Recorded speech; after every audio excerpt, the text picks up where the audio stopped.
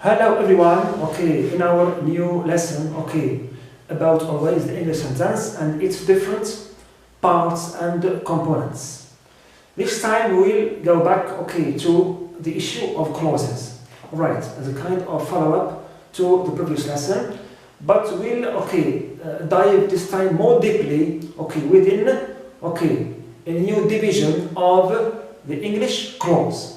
Now, after highlighting the major division of the English clauses between independent and dependent, and learning that we have three types of dependent clauses, the adverbial, the adjective, and the noun clause, today we'll try to focus, okay, our attention on the adjective clause to highlight, okay, a new division, right, within or under the umbrella of the adjective clause.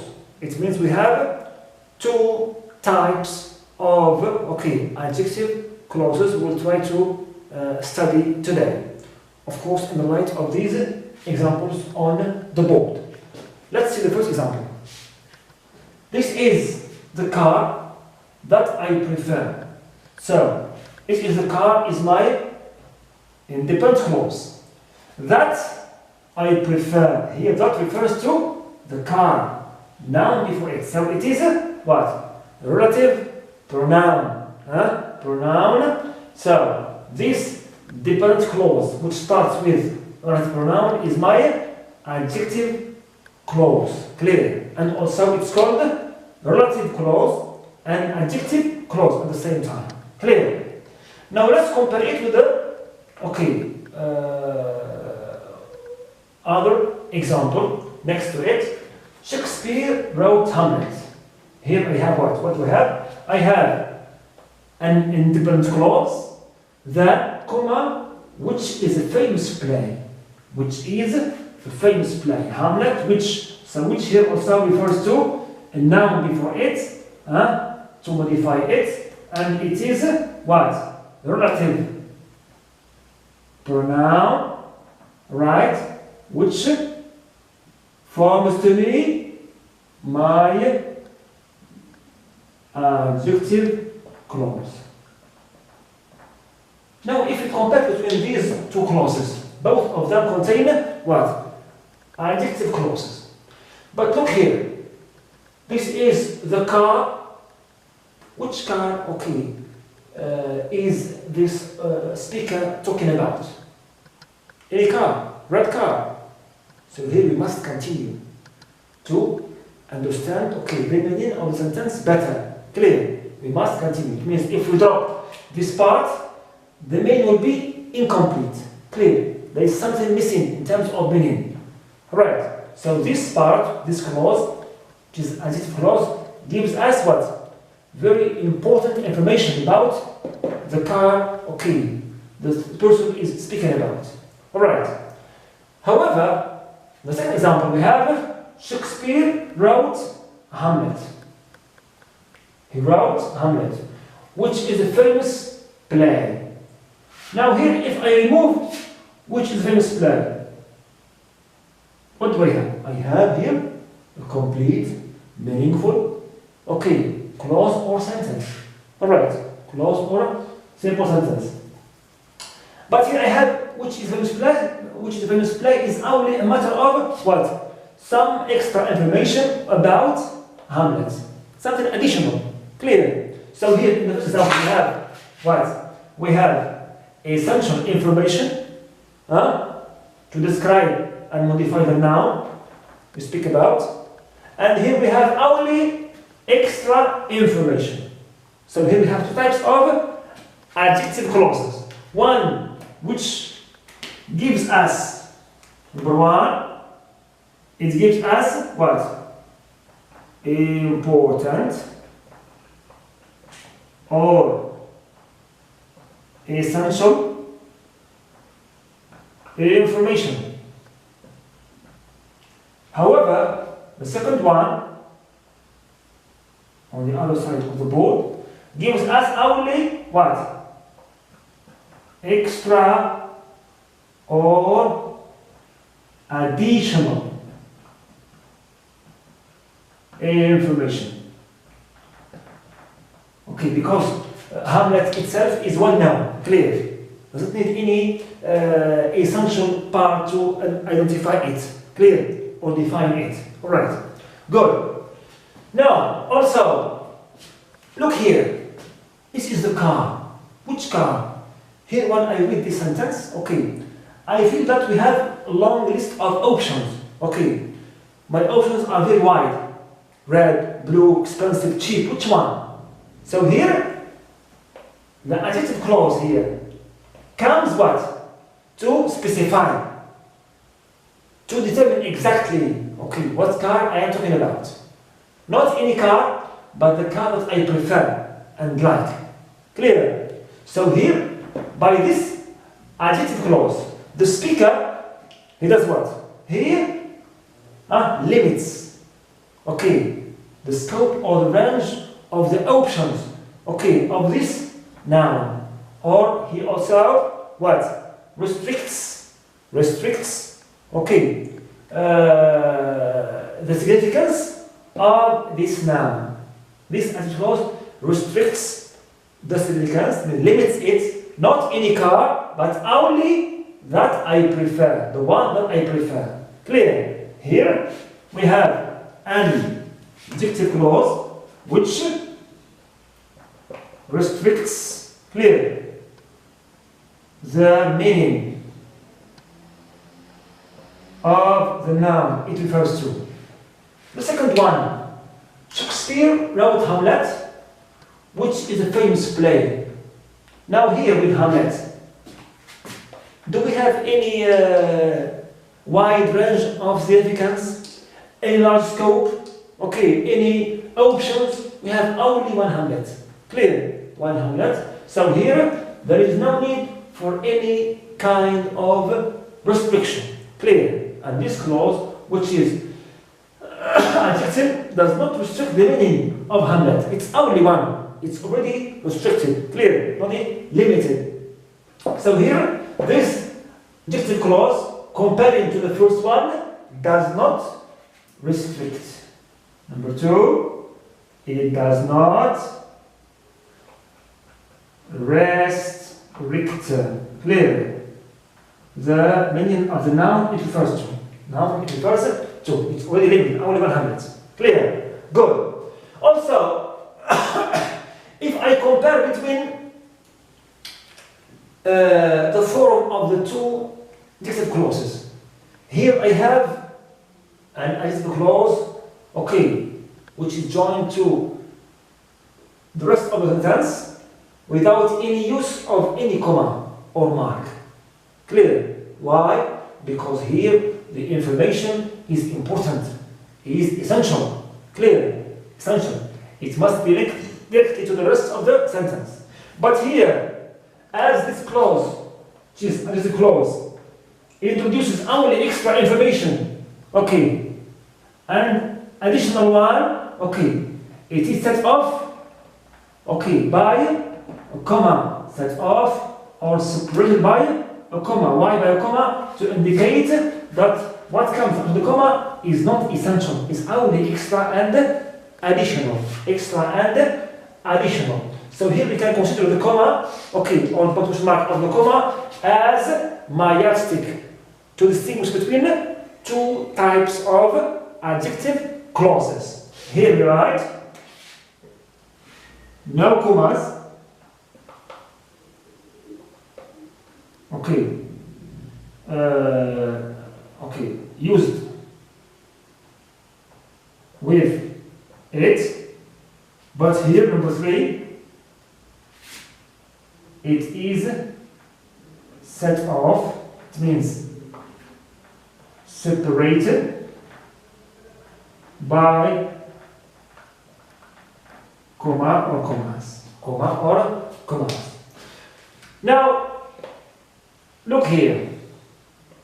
I have gathered now, okay, a set of what? Qualities, okay, for two types of what?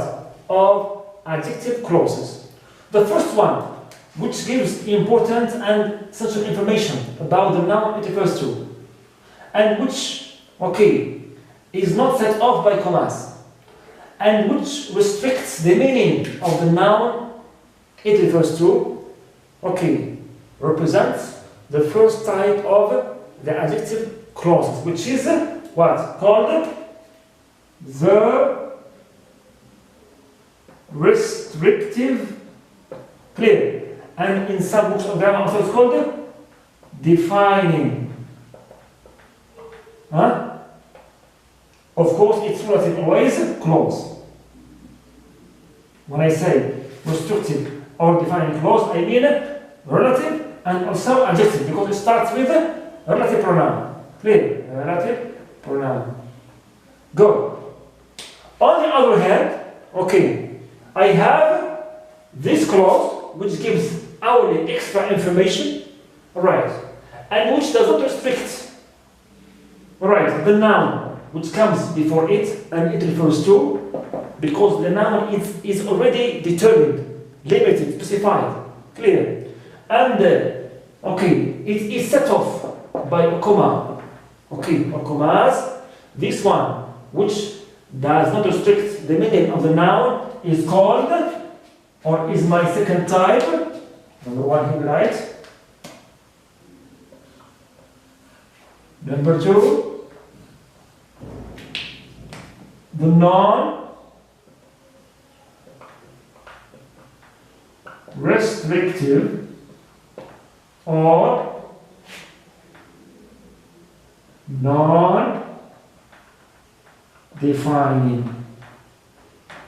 defining clause.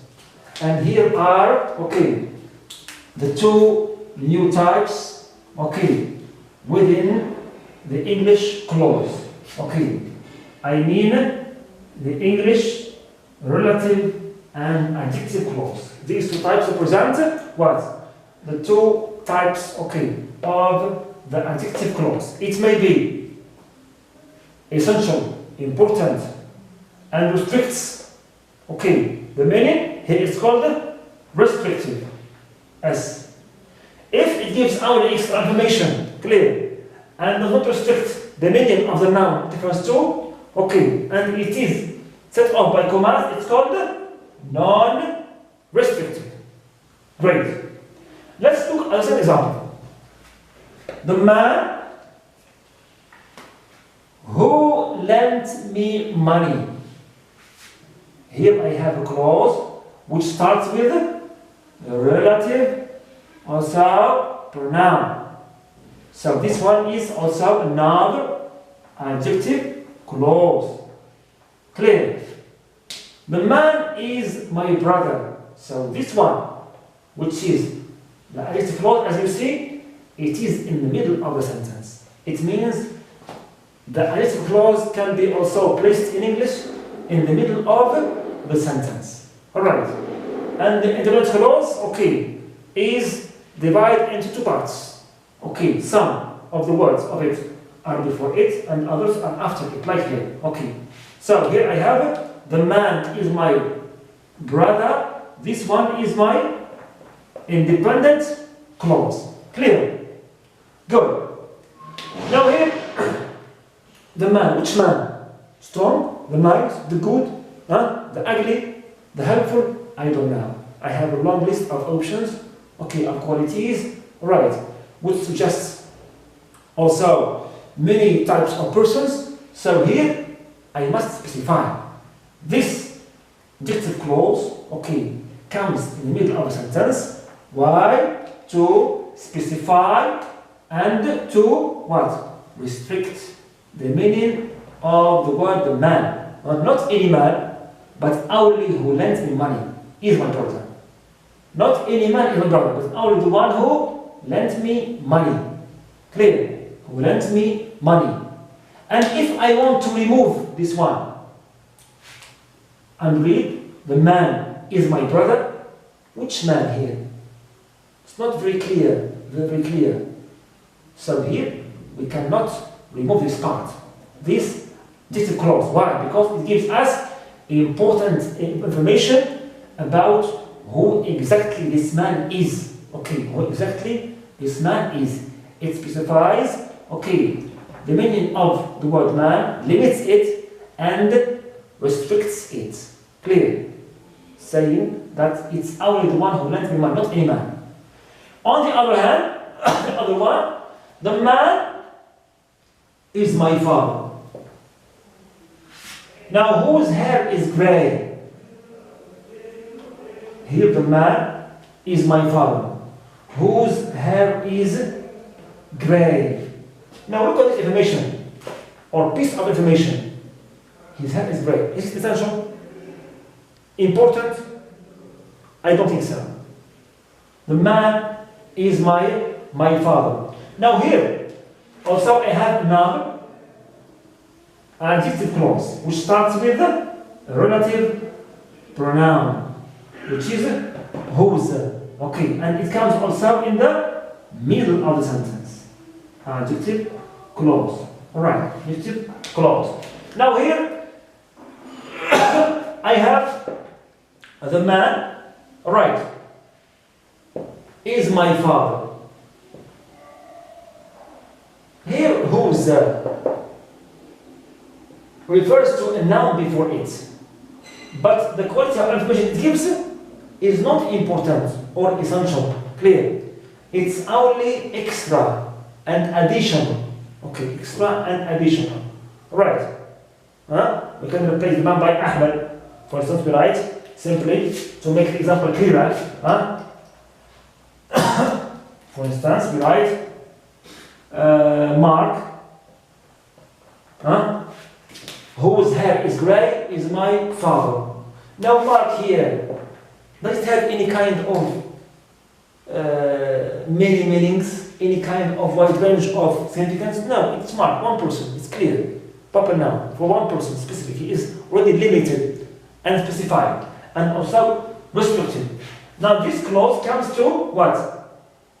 Identify him with the extra information, the color of his hair. So this one is giving us extra information, clear, and additional information also.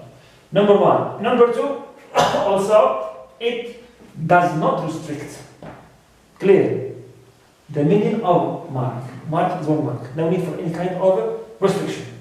And also, it is set up between or by commas. By commas.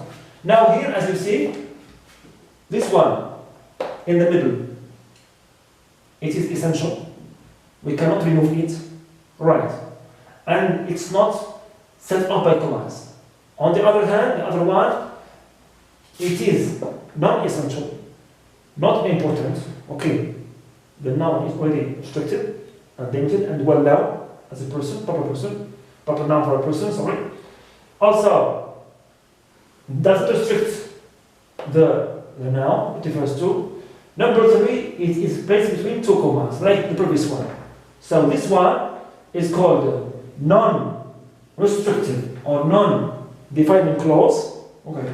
And the other one, okay, is called the restrictive and the defining clause. And both of them are adjective clauses. And both of them also are called relative clauses. Okay, so our lesson today is about what? About restrictive and non-restrictive clauses. Restrictive and non-restrictive clauses. And both of them are adjective clauses. Now you can imagine your diagram of different types of clauses. We have independent, then dependent.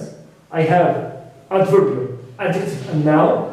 And under the adjective I have what? I have non-restrictive and restrictive and non-restrictive. And here are the specific qualities, or features of each type. As you see, it's very simple and easy.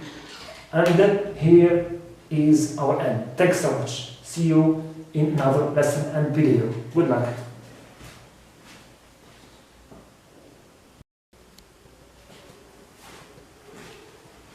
Now, only as a remark for the non-restrictive clause. As you see here, Hamlet, which is famous play. Hamlet here is proper noun, and Mark also here is whose hair is grey, proper noun. Usually, the non-restrictive clause, okay, is related, okay, and comes to define, or to describe a proper noun, usually, most of the cases. Clear? And of course, it's set off always by commas, unlike its counterpart, I mean the restrictive clause. Goodbye.